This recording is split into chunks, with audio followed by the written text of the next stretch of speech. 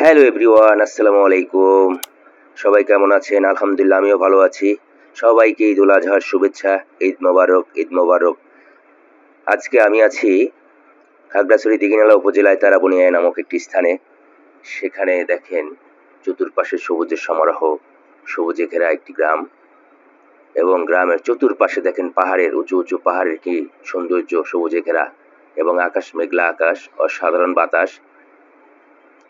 পাহাড়ের চতুর্পাশে পাহাড়, মাঝখানে একটু সমতল ভূমি এবং সমতল ভূমির মাঝখানে দেখতেই পাচ্ছেন পাকা রাস্তা এবং চতুর্পাশে ধানের ক্ষেত, সবুজ সবুজ সবুজ। সবাই ভালো থাকেন, সুস্থ থাকেন। আসসালামু আলাইকুম এবং আমাদের জন্য দোয়া করবেন।